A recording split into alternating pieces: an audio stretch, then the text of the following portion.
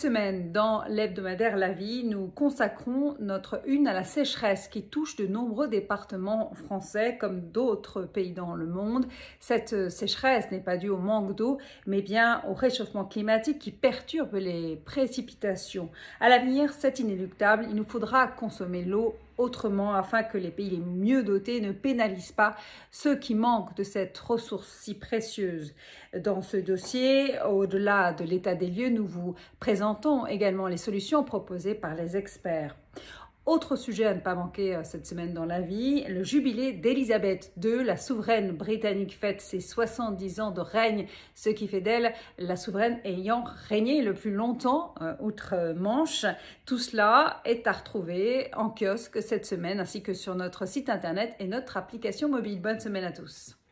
Bonjour, ce dimanche, c'est la fête des mères et il est question de maternité, bien évidemment, dans Famille chrétienne. Un constat s'impose, il est aujourd'hui plus délicat de devenir mère et d'être acceptée comme telle par la société. Les jeunes femmes qui se préparent à devenir mères ne savent plus trop à quoi s'attendre, tant les discours sur la maternité sont soit apocalyptiques, soit idylliques. Alors notre dossier aide à trouver la voie d'une maternité apaisée.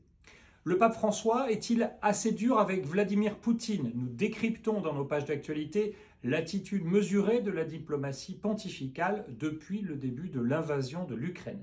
Et puis enfin, reportage exclusif à l'abbaye Notre-Dame-des-Neiges en Ardèche. Faute de nouvelles vocations, les frères trappistes se préparent à quitter les lieux, mais ils semblent bien en paix depuis qu'ils savent que le flambeau sera bientôt repris par les religieuses cisterciennes de Boulor.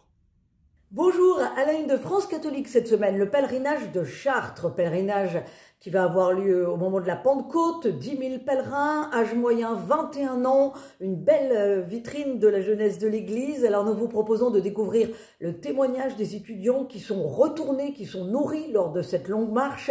Nous vous proposons aussi de mieux connaître la figure d'un aumônier hors du commun, Monseigneur Maxime Charles, qui en 1945 a lancé le pèlerinage des étudiants de la Sorbonne en le concevant finalement comme une forme d'apostolat pour les jeunes. Visite bien entendu de la cathédrale de Chartres et découverte du voile de la Vierge, une relique inestimable.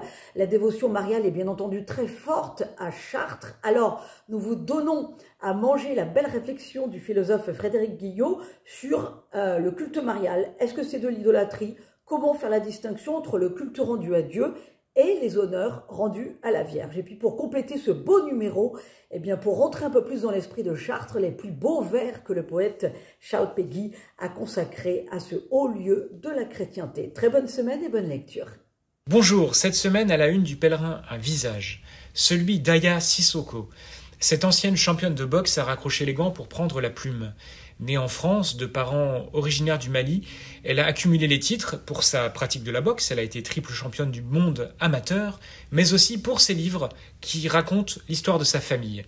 Et c'est à l'occasion de son dernier ouvrage, Au nom de tous les tiens, dans lequel elle tisse un lien entre sa mère et sa fille, que nous sommes allés la rencontrer. Un magnifique témoignage de transmission à retrouver cette semaine. Dans le même numéro, nous vous emmenons en Corse où notre reporter a mené l'enquête pour comprendre ce qui se passe en ce moment sur l'île de Beauté. Les violentes manifestations du mois de mars ont en effet poussé le gouvernement à envisager l'autonomie de l'île alors que les nationalistes n'ont jamais été aussi puissants. Le pèlerin vous propose une plongée dans les racines d'une colère qui tient à l'histoire mais aussi au chômage, au prix du foncier ou encore à la mafia. Enfin, dans nos pages société, nous avons enquêté sur le célibat. Je suis célibataire, et alors?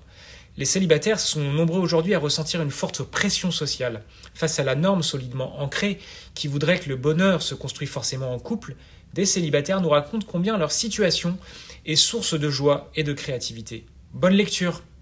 Dans un essai intitulé « L'écologie, champ de bataille théologique », le pasteur et théologien protestant Stéphane Lavignotte tente de saisir les racines théologiques de la crise écologique.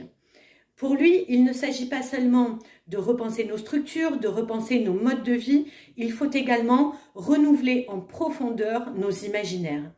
Oui, car nos conceptions de Dieu, de l'humain, de l'espérance, du salut, imprègnent nos conceptions du monde, y compris dans une société sécularisée. Et ce n'est rien moins que repenser tout cela que propose donc Stéphane Lavignotte.